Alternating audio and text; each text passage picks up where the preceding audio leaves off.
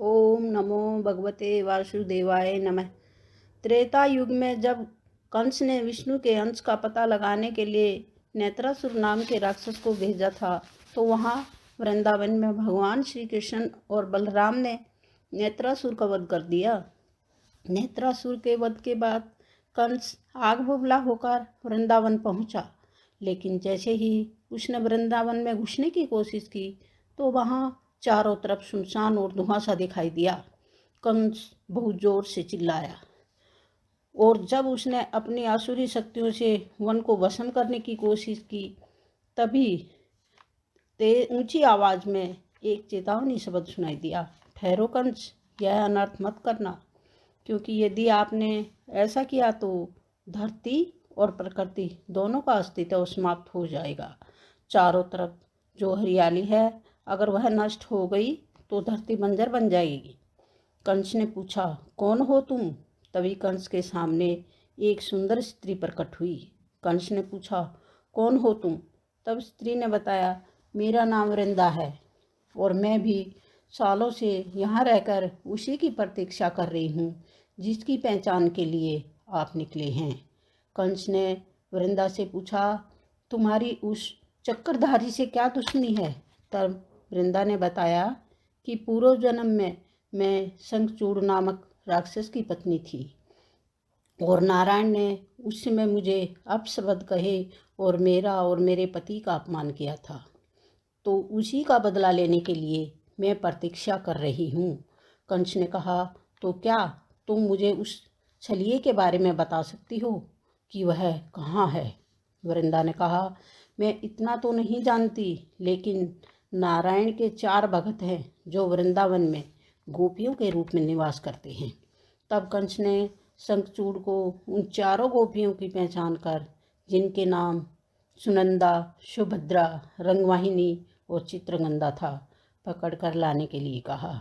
जब शंखचूड़ उन 4 गोपियों को उठाकर कंस के पास मलई पर्वत पर ले आया, तो कंस ने अपनी शक्ति के द्वारा उन 4 का तपोबल निकालकर अपने साथ ले गया और उन 4 को आदेश दिया कि अपने तपोबल से नारायण को यहाँ बुलाओ ताकि मैं उनका वध कर सकूं। दूसरी तरफ जब वृंदावन में सबको पता चला कि कंस राक्षस 4 गोपियों को उठा ले गया है, तो वहाँ हाहाकार मच गया।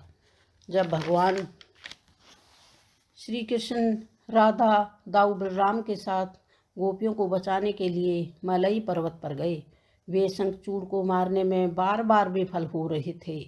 तब भगवान श्री कृष्ण ने ओम नमो भगवते वासुदेवाय नमः का जाप किया, तो नारायण ने बताया कि तुम में सारा ब्रह्मांड समाया है, अपने अंतर ध्यान से ही पता लगा सकते हो कि शंखचूड़ को कैसे मारना है। तब कान्हा को ध्यान आया कि हाँ, देवी वृंदा है जो शंखचूड़ के बचाव का कारण है।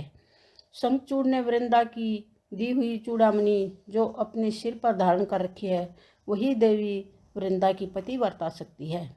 तब श्री कृष्ण ने देवी वृंदा को याद किया और देवी वहाँ प्रकट हो गई।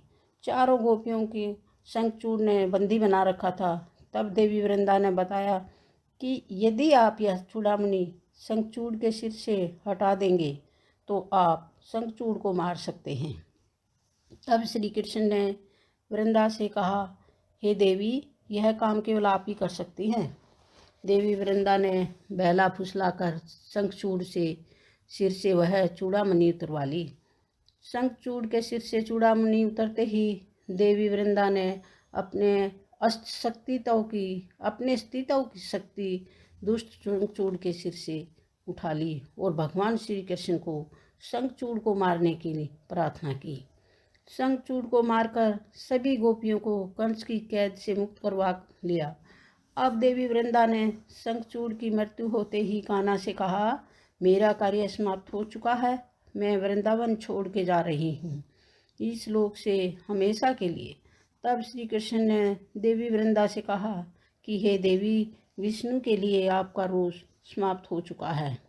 आपने बहुत वर्षों से नारायण के नाम का जप किया है, वह भले ही शत्रु के रूप में क्यों न हो।